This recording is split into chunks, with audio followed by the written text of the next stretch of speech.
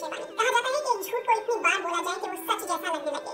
यही मिसाल जो है वो पेश आ रही है अब लव जिहाद के मामले में। एक ऐसी झूठ, एक ऐसा मिथ जिसको बार बार पिछले लगातार कई सालों से फैलाया जा रहा है। लगभग उसकी जो आजादी है, उसकी जो समझ है, उसकी जो सेक्सुअलिटी है, उसका जो शरीर है, उस पर न सिर्फ के परिवार का, अब समाज का, बल्कि सरकार भी चाहती है कि उसका कब्जा हो जाए। यानी कि सरकार ये बताएगी कि आपको किससे शादी करनी है, किससे प्रेम करना है, किसके साथ जीवन गुजारना है। कम्युनल जो है ये पूरा आइडिया है। लेकिन इस सबके अलावा जो सबसे ज्यादा मुझे कम से कम निजी तौर पर परेशानी हुई वो एक महिला के तौर पर कि किस तरह से ये महिलाओं की आजादी, उनके अधिकार, उनकी पूरी जो एजेंसी है उसके खिलाफ ये पूरा विचार है। जो कि मेरे साथ जो हुआ है वो किसी और लड़की के साथ ना हो, क्योंकि जब मेरे साथ ये सब हुआ था तो मैं इन सब चीज़ों से बहुत अनजान थी। मुझे नहीं पता था कि मेरे साथ क्या हो रहा है, जो इंसान मेरी ज़िंदगी में आ रहा है वो मेरे साथ क्या करने वाला है और वो कैसा है, मुझे नहीं पता था। मेरी ज़िंदगी में पहली बार ऐसा हुआ है कि मैंने एक मुसलमान लड़के पे विश्वास किया और उसने मेरे साथ ऐसा किया। मुझे आज भी यकीन नहीं होता कि ये कास्ट ऐसी हो सकती है या फिर ऐसा करते हैं। जो मेरे साथ हुआ है, जो मुझ पर बीती है, वो किसी और के साथ ऐसा ना हो, किसी और लड़की के साथ ऐसा ना हो। इसलिए ये सब कानून बनना बहुत ज़रूरी है। मुझे उसकी हकीकत पता चली थी, पर मुझे फिर बहुत लोगों ने कहा कि ये मुसलमान हैं और मेरे साथ गलत कर सकते हैं, मुझे मरवा सकते हैं, मुझे कंप्लेंट नहीं दर्ज करवानी चाहिए, जो भी कुछ है उसको बर्दाश्त करके चुपचाप बैठ जाना चाहिए। तो मैं चुपचाप बैठ गई थी, कुछ नहीं कर पाई थी। पर फिर रात में मेरे दिमाग में वही सब बातें घूमती थी जो उसने मेरे साथ किया, जो उसकी परिवार, जो उसकी फैमिली ने मेरे साथ किया, वो सब बातें मेरे साथ घूमती थी। तो मुझे वो चीज़ ना बेचैन कर रही थी कि मेरे साथ इतना बड़ा कुछ हो गया है तो मैं क्यों चुप बैठी हूँ। फिर उसके बाद उसकी फैमिली ने भी मुझे धमकी दी थी कि अगर मैं पुलिस के पास जाऊँगी, FIR दर्ज कराऊंगी तो वो लोग मेरी फैमिली को भी कुछ करवा सकते हैं और मेरे लिए भी अच्छा नहीं होगा। ये धमकी मुझे उसके बड़े भाई, उसकी बहन ने, उसकी पूरी फैमिली ने दी थी। मुझे बताइए हुआ क्या था आपके साथ और कब आपको लगा आपके साथ धोखा हो गया?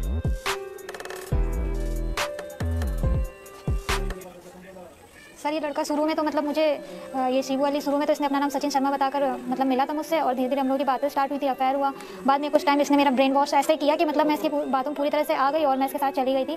तो फिर ये वहाँ पर जाकर शुरू में तो ठीक रहा मामला, बट कुछ टाइम बाद इसकी एक्टिविटी में मतलब मुझे डाउट हुआ। इसको मतलब मस्जिद में जाते हुए देखा, इससे पूछा कई बार कि मतलब तुम हिंदू हो, मस्जिद में क्या करने जा रहे हो। तब इसने बात ना बताकर मारा पीटा और बोला मैं हिंदू हूँ, तुम्हें भी मैं मुस्लिम हूँ, तुम्हें भी मुस्लिम बनकर ही रहना पड़ेगा। और उसके बाद से हमेशा मुझे मारता पीटता है। तो कई बार इसने मुझे नॉनवेज खिलाया था और नॉनवेज खिलाकर बाद में बोलता था कि तुम तो मुस्लिम बन गई। मैंने पूछा कैसे मुस्लिम बन गई, तो ये कहता था कि मतलब मैंने तुम्हें भैंस का मीट खिलाया हुआ है, गाय का मीट खिला दिया है, अब तुम मुस्लिम बन गई हो। और हमेशा ये प्रेशर डालता था। एक बार तो ये मौलवी को लेकर आया था, उनके साथ भी इन्होंने मतलब गलत संबंध बनाने को बोला। और फिर ये मतलब ये और इसकी फैमिली मिलकर प्रेशर डालती थी कि आप धर्म परिवर्तन करो, हमारे धर्म के हिसाब से रहो। ज़बरदस्ती मुझसे बोला कि धर्म परिवर्तन करो, अगर नहीं मानते थे, इनकी बात नहीं सुनते थे तो बहुत मारते पीटते थे ये लोग। कई बार तो ये लोग ज़बरदस्ती मुझे बुर्का पहना कर ले जाते थे, कहीं भी ले जाते थे। तो आपने शादी से पहले ये पड़ताल नहीं की या शादी से पहले समझने की कोशिश नहीं की कि असल क्या है और नकल क्या, गलत क्या है और सही क्या?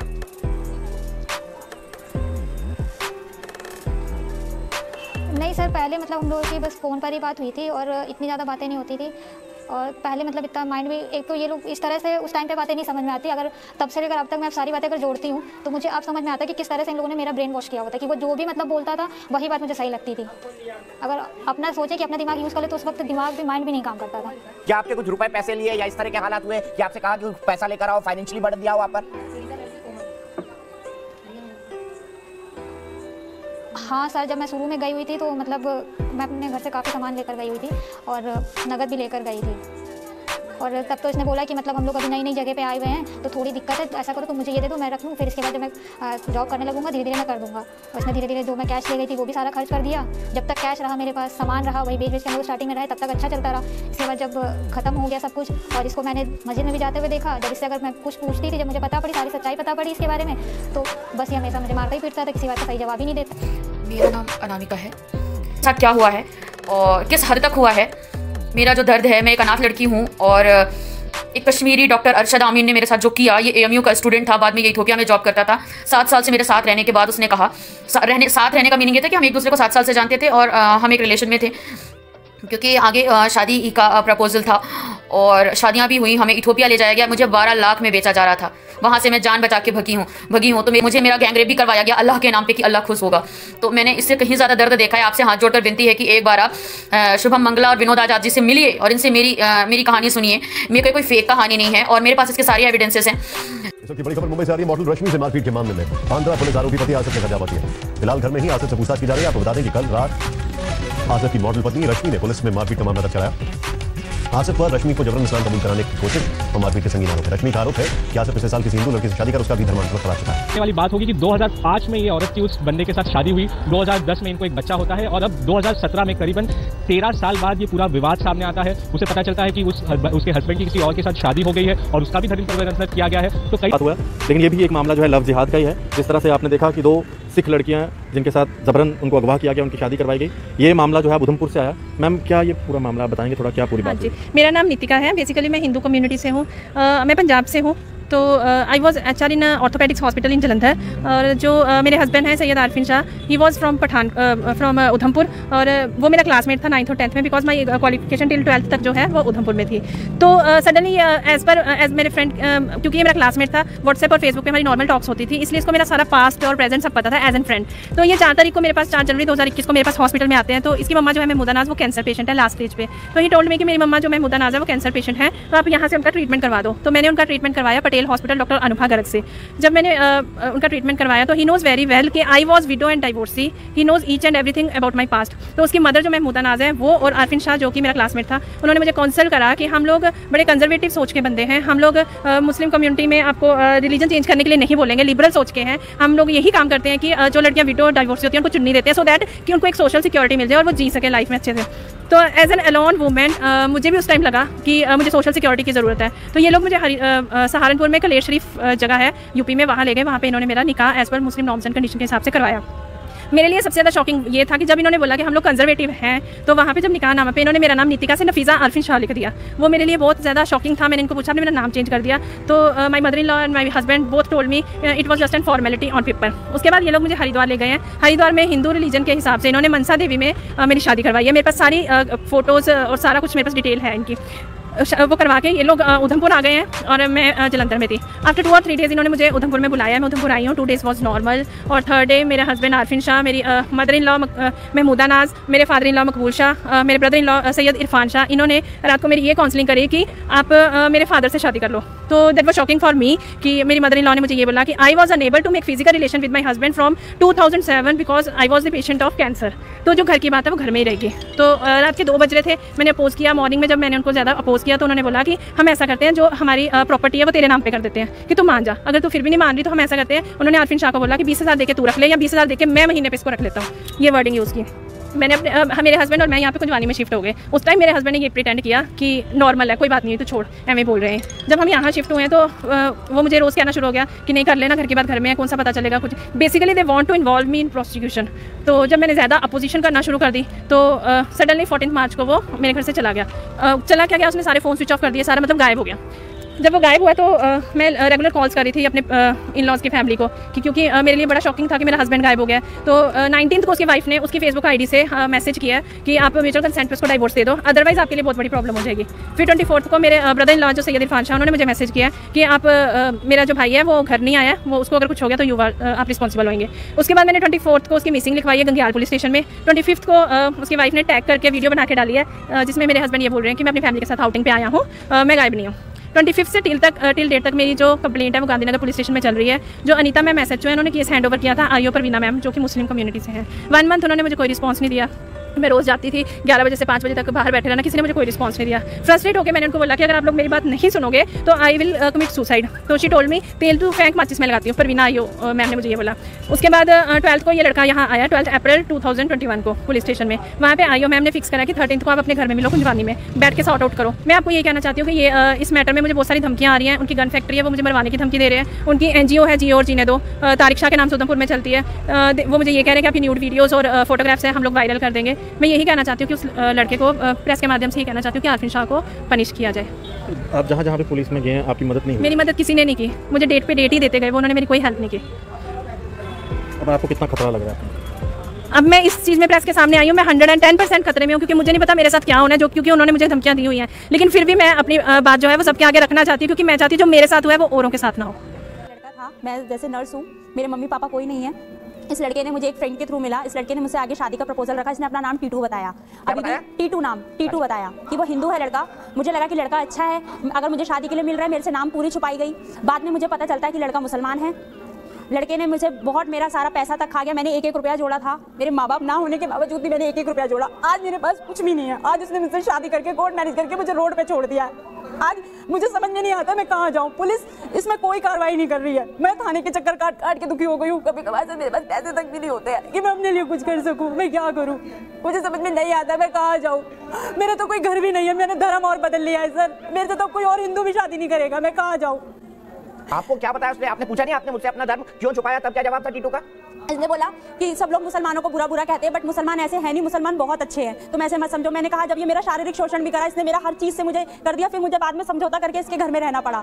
जब मैं घर में रही तो इन्होंने मुझे मारना पीटना शुरू करा। इनकी मम्मी ने मेरी गर्दन तक दबाई। 1 महीना रखने के बाद मुझे घर से निकाल दिया। 17 जुलाई 2020 को मेरी शादी हुई। अगस्त में मैंने पुलिस में कंप्लेंट लिखवाई कि मेरे ससुराल वाले मुझे घर में नहीं घुसने दे रहे हैं, मुझे घर में मारा पीटी कर रहे हैं, बट मेरी वहाँ पे किसी ने कोई सुनवाई नहीं करी। थाने वालों ने नॉर्मल सी धाराएं लगा दी, दहेज लेके मारा पीटी तक। उस लड़के ने वहाँ से बेल करवा ली। मेरे पास इतना भी पैसा नहीं है कि मैं कोई वकील कर पाऊँ जो मैं उनके लिए आगे केस लड़ पाऊँ। आज मैं आप लोगों के पास आई हूँ कि प्लीज मेरी सुन लो, वरना आज तो मेरी खबर आ रही है, मैं आज आपके सामने लाइव बैठी हूँ, वरना कल को मेरी यही आप न्यूज चलाना कि मैं मर दी, उन लोगों ने मुझे मार दिया, मेरी जान तक को खतरा है, मुझे धमकियां मिलती है, वो मुझे मार भी सकते हैं। मैं अकेली रहती हूँ, मेरे पास कोई सहारा नहीं है, मैं कहाँ जाऊँ, कोई भी नहीं है। आप ये बताएंगे यशिका, ये टीटू का परिवार करता क्या है? और जब आपसे इन्होंने पैसे मांगे तो आपने क्यों दे दिया? कमाई तो आपकी थी, आपने क्यों दे दिया उनको अपने पूरे पैसे? सर मेरे पास 1,10,000 का बैंक का स्टेटमेंट नहीं है। कभी इनकी मम्मी कहती थी कि मुझे ज्वेलरी लेनी है, कभी कहती थी शादी से पहले उन्होंने मेरा बैंक नील कर दिया, मुझे सब कुछ बर्बाद करके छोड़ दिया। अब ये अपने बेटे की दूसरी जगह शादी की प्लानिंग कर रहे हैं मुझे हटा के। मुझे बताइए, जब आपको उसने कहा कि वो इस्लाम का है, इस्लाम से जुड़ा हुआ है, मुसलमान है, उसने अपनी पहचान छुपाई थी, तो आपने पूछा कि आपने पहचान क्यों छुपाई थी और क्या मैं हिंदू रह के आपसे शादी नहीं कर सकती? सर इन्होंने मुझे डांट के चुप करा दिया। अब आप ये बताइए, मुझे परिवार चाहिए था, मुझे फैमिली चाहिए थी। मैंने जब मुझे ये पहचान पता चली मैं क्या करती? मैं चुपचाप से इनके घर में रहने लगी। इनकी सब चीज़ें, मुझे सिर्फ परिवार चाहिए था। मैंने तो इनका मुसलमान होना भी एक्सेप्ट करा, बाद में मुझे घर से निकाल दिया गया, मारना पीटना, हर रोज बदतमीजी करनी, मेरा गला तक दबाया। कभी इसकी मम्मी मुझसे दहेज की मांग करती थी कि पैसे लाओ पैसे लाओ पैसे लाओ। मैं कहाँ से लेके आऊँ? मेरे पास अब कुछ नहीं बचा, मेरे अकाउंट में बिल्कुल पैसे नहीं है। मैं अपना अकाउंट स्टेटमेंट दिखाने को रेडी हूँ। अच्छा यशिका, ये भी बताइए, जब उसने कहा मुसलमान बुरे नहीं होते, आप मुसलमान बन जाओ, किस संदर्भ में उसने बात कही थी? सर इनके घर वालों ने मुझे कंटिन्यूसली मेरे पे दबाव डाला कि आप नमाज पढ़ो। सर मुझे नमाज नहीं आती समझ में, मैं हिंदू हूँ, मुझे नमाज समझ में नहीं आती। मैंने इनको बोला तो इन लोगों ने मेरे संग बदतमीजी करनी शुरू करी घर में, मुझे घर से निकाल दिया गया। मेरा नाम बदल दिया गया आलिया रिजवी, यशिका सिंह से मेरा नाम आलिया रिजवी रख दिया गया यशिका सिंह से। मैं समझ सकता हूँ आपका दर्द। यशिका आप 1 मिनट रुकिए और मैं गारंटी लेता हूँ कि आज से आपकी जितनी लीगल कंसल्टेशन की फीस लगेगी वो मैं लड़ूंगा, वो मैं दूंगा। मिल गया है कि दूसरे धर्म के लोगों को गालियां दो, अपने धर्म के लोगों के बीच में डर बिठाओ कि देखो हम खतरे में हैं, हमारा धर्म खतरे में है, और उसको लेकर पब्लिसिटी ले लो। 70% हिंदूज और 80% मुस्लिम्स नहीं चाहते कि इनके बीच में इंटर मैरिज हो, और शायद से एग्जैक्टली यही रीजन है दोस्तों कि मास कन्वर्जन्स और धर्म परिवर्तन की जो खबरें होती हैं और कई बार कंस्पिरेसी थ्योरीज होती हैं वो इतनी तेजी से क्यों फैलती हैं देश में। क्योंकि एक तरफ तो देश में मेजॉरिटी लोग बाकी धर्मों को रिस्पेक्ट करते हैं, टॉलरेंस दिखाते हैं, जो कि अच्छी चीज है, लेकिन दूसरी तरफ देश में मेजॉरिटी लोगों के मन में अभी भी एक डर है कि अगर वो अपने बेटे बेटियों की शादी किसी दूसरे धर्म वाले के साथ करवा देंगे तो बड़ी प्रॉब्लम हो जाएगी। और ये प्रॉब्लम बेसिकली इनसिक्योरिटी है, डर है अपने अंदर। किस चीज को लेकर डर है? 2 तरह के डर है। एक डर ये है कि अगर हमारे बेटे बेटियां उन दूसरे धर्म के साथ शादी करने लग गए तो उनकी जिंदगी तबाह हो जाएगी, वो बिल्कुल ही ना खुश रहेंगे, शायद उनका जबरदस्ती धर्म परिवर्तन करवा दिया जाए या फिर शायद उन्हें ब्रेन वॉश कर देंगे ये लोग। और दूसरा डर ये रहता है कि अगर मेरे खुद के बेटे बेटी दूसरी कम्युनिटी के साथ दूसरे धर्म के साथ जाकर शादी करेंगे तो मेरे धर्म का क्या होगा? यहाँ पर ऐसे ही चलता रहा तो आगे आने वाले कुछ सालों में मेरा पूरा धर्म ही खत्म हो जाएगा, कोई बचेंगे ही नहीं हमारे धर्म के लोग। जब सभी उनके साथ जाकर शादी करते रहेंगे, कन्वर्ट होते रहेंगे, ये तो मेरे धर्म का ओके टाटा बाय बाय खत्म हो गया। तो क्या ऐसा खतरा सही में है भी? इसका जवाब इस सर्वे के एक सवाल में, इस सर्वे में पूछा गया लोगों से कि आपका बचपन में कौन सा धर्म था और आज के दिन आप किस धर्म को मानते हैं। 98% लोगों ने इसका सेम जवाब दिया, यानी 98% लोगों का धर्म वही है जो बचपन में हुआ करता था, उनका धर्म परिवर्तन नहीं हुआ है। इसका मतलब ये है कि रिलीजियस कन्वर्जन इंडिया में बहुत रेयर चीज है। अब बोलोगे आप उन 2% लोगों का जिनका एक्चुअली में कन्वर्जन हुआ है, 2% कोई छोटा नंबर तो नहीं होता इतने 1.3 बिलियन के देश में। तो क्या नेशनल लेवल के शूटर के साथ लव जिहाद हुआ? तो उन्होंने बोला कि नहीं तुम्हें 3 बार कबूल है बोलना पड़ेगा, फिर तभी तुम मेरी पत्नी हो सकोगी। जल्दी से जल्दी ये धर्म परिवर्तन करो और बोलो कि हम तुम्हारा नाम सारा कबूल करो कि तुम हिंदू धर्म को खुद और मुस्लिम धर्म को स्वीकार कर रही हो। आरोप लगाने वाली ये लड़की राष्ट्रीय स्तर की निशानेबाज है, नाम है तारादेव शाहदेव। इस अब धर्म परिवर्तन ना करने के लिए मतलब स्टार्टिंग से सबसे दूर करने लग गए, वो लोग काटने लग गए, किसी से मिलने नहीं दिया जाता था, बात करने नहीं दिया जाता था, खाना खाना खाने नहीं देते थे। पहले तो धीरे धीरे थोड़ा थोड़ा खाना कम किए, फिर बोले कि अगर तुम चाहती हो कि मिले तो और मतलब जल्दी से जल्दी ये धर्म परिवर्तन करो और बोलो कि हम तुम्हारा नाम सारा कबूल करो कि तुम हिंदू धर्म को छुटकाती हो और मुस्लिम धर्म को स्वीकार कर रही हो। ये शूटर अपने शरीर पर लगे जख्म दिखा रही है, कमर पर चोट के निशान हैं, वहाँ पर चोट है। आरोप है कि धर्म परिवर्तन के लिए इसे मारा पीटा जाता है, एक बार नहीं बार बार पीटा गया। बहुत बुरे तरीके से मेंटली टॉर्चर करते थे वो लोग।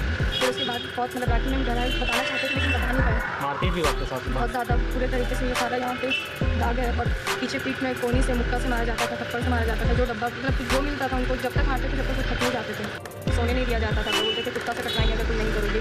इस सब चीज़ के बावजूद जब पति से क्योंकि जो मेरे साथ व्यवहार था हम उनके साथ नहीं रहना चाहते थे, ज़बरदस्ती मेरे साथ फिजिकल रिलेशनशिप करते थे, वो भी बंदूक के दम पे कि उनके पास हथियार जो बोलते हैं कि गैर कानूनी तरीके से कि आप रख के डरा के कि तुम कैसे नहीं करोगे। आरोपी पति का असली नाम रकीबुल हसन है। लड़की का आरोप है कि वो उससे रंजीत बनकर मिला और शादी हुई तो पता चला कि वो मुस्लिम है। पुलिस ने शिकायत दर्ज कर शादी के दूसरे दिन ही इस इंसान ने मुझे बोला कि अब तो मेरी पत्नी है और जो हम बोलेंगे वो करना होगा और इसके लिए तुमको निकाह करना होगा जिसमें तुमको कबूल है बोलना पड़ेगा। तो मैंने इस चीज का विरोध किया। उन्होंने बहुत ही बेदर्दी को बोले कि नहीं तुम्हें बोलना है कि मैं तुम मुझे कबूल करती हो मेरे पति के रूप में। पहली बार वहाँ पे एक झटका लगा जहाँ से आपको समझ आ सकता है कि कैसा लगता होगा।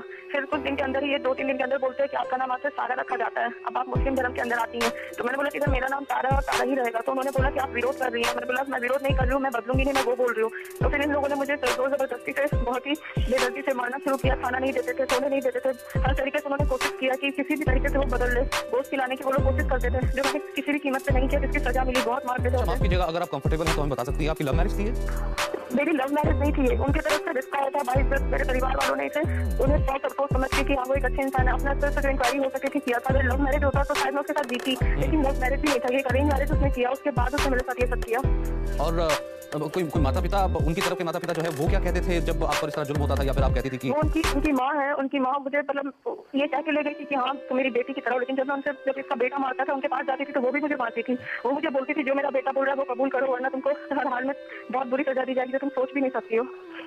अच्छा तारा, एक और चीज आपसे जानना चाहेंगे। अमूमन जब आपने कहा कि अरेंज मैरिज होती है या फिर रिश्ता आता है, आपने कहा कि यहाँ और दूसरे परिवार की तरफ से रिश्ता आया था, तो एक यूं होता है कि चलिए कोई घर परिवार का आदमी थोड़ी सी इंक्वायरी करता है या फिर पता लगता है दूसरी फैमिली के बारे में। ऐसा शक व शुबा कुछ नहीं आपको पता लगा कि जो धर्म या फिर जो बातें बताई जा रही है वो झूठी है? जिस जगह पे ये रहते हैं, जिस स्तर से काम आदमी करता है, हर तरीके से किया गया। इनका परिवार, इनके पापा कल्चर में कमिश्नर थे, सब कुछ पता लगाया गया। जो उनके नेबर थे उनसे भी बोला गया, क्योंकि आज तक जब मैं निकली हूँ तब उनके पड़ोसियों को पता चला है। उनकी एक पूरी जिंदगी है जिसमें सिर्फ हिंदू है। इस पर्दे के पीछे है जो वो मुस्लिम है। मुस्लिम लोग नहीं जानते कि ये हिंदू है और हिंदू नहीं जानते कि ये मुस्लिम है। आप सोच भी नहीं सकते कि एक इंसान 2 जिंदगी कैसे जीता होगा, वो जीता है। किस स्तर तक वो कर रही है। क्योंकि मैं आप लोगों से रिक्वेस्ट करूंगी, मीडिया हर जगह होती है, देश के कोने कोने में आप लोगों, क्योंकि हर जगह पे आप लोग का बिना मीडिया के सपोर्ट किए हो ही नहीं सकता मुमकिन। ये सिर्फ एक शहर की पुलिस की बात नहीं है, ये बहुत ही बड़े रैकेट हैं इन लोगों के साथ में चल रहे हैं और वो लोग पूरे रैकेट। हाँ, मैं यही जानना चाह रहा था कि ये तो क्या ये सिर्फ एक इंडिविजुअल मामला कि आपसे शादी की और आपके ऊपर जुल्म किया और आपने कहा, या फिर जैसा कि आप ये कह रही हैं कि और भी लोग शिकार हो सकते हैं?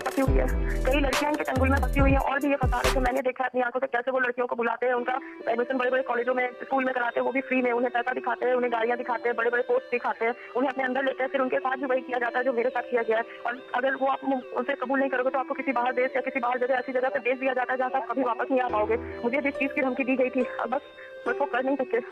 यानी कि आपको ये लगा कि ये जो रैकेट, आप यूं कहें कि ये जो काम कर रहे हैं लोग, ये सिर्फ और सिर्फ धर्म परिवर्तन के नाम पर हो रहा है। अगर वो आप कबूल कर लेती है तो ठीक है, वरना जो है प्रताड़ित किया जाता है। ये सिर्फ एक धर्म परिवर्तन ही नहीं है, आप सोच भी नहीं सकते हो। ये इंसान पूरी कानून व्यवस्था को अपने पॉकेट में रखता है। बड़े बड़े मंत्री, एसडीएम, सीडीएम, इलाहाबाद के, दिल्ली के, मुंबई के, मतलब सिर्फ रांची शहर के ही नहीं, बड़े बड़े शहरों के बड़े बड़े जज, हाईकोर्ट के, सिविल कोर्ट, सुप्रीम कोर्ट, पता नहीं कहाँ के, हर जगह के एमपी इनके हाथ में होते हैं। गवर्नर तक की इनकी पहचान होती है। गवर्नर जेलों बनवाते, पता नहीं कैसे क्या है इन लोगों के बीच। ये सिर्फ एक लड़की है, एक नॉर्मल पति पत्नी की बात नहीं है। इसके पीछे बहुत सी चीजें, इनके घर कैश पैसे आते थे बैग में भर करके, वो से दिल्ली, मुंबई, कलकत्ता पहुंचाते थे। पेपर्स आते थे, पता नहीं क्या कॉन्फिडेंशियल पेपर होते थे, कहाँ से पेपर्स आते और जाते थे। मंत्री लोग मिलने आते थे। आप सोच, क्योंकि ये सिर्फ एक लड़की है, एक नॉर्मल आम आदमी की बात नहीं है। बहुत ही चीजें इससे जुड़ी हुई है। जब वो मिले तब तो ये पता चला कि वो क्या है और क्यों कर रहा है वो ये सब। स्कूटी लेके जब घर से निकली थी तो स्कूटी किसी जानने वाले को, मेरे जानने वाले के पास छोड़ के चली गई थी। उसने मुझे जब फ़ोन करा कि आपकी लड़की स्कूटी दे गई है, आप स्कूटी ले जाओ आके। तो मैं जब स्कूटी लेने गया तब मुझे वहाँ पता लगा कि किसी लड़के के साथ वो गई है, किसी लड़के के साथ वो गई है। और वो लड़का जो है, मुझे जब पता मैंने करा तो पता लगा कि वो लड़का मुसलमान है, मुस्लिम।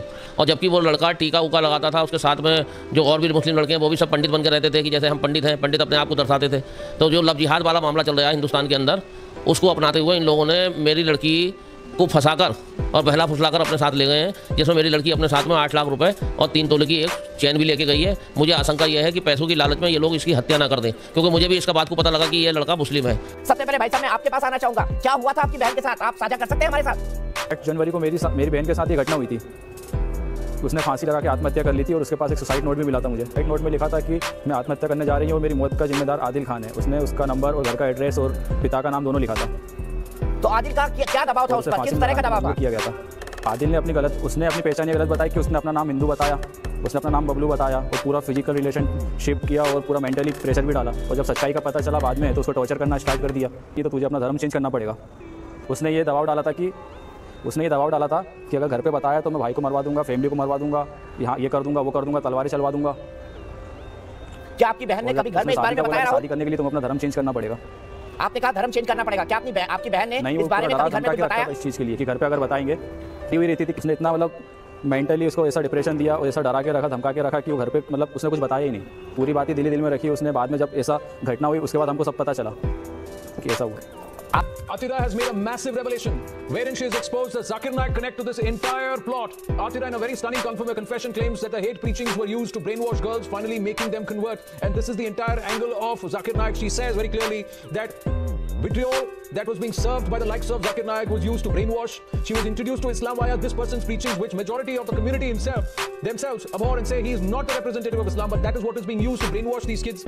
The victim says she was influenced by him, and she says that I wanted to convert after listening to him. So in confinement for 2 months when they were kept, these girls are being introduced to this kind of vitriol, the stuff that Zakir Naik spewed and preached. He was himself shunned, rejected by a large part of the community in this country. And he is the one whose preachings are being used. Listen to what this girl has to say.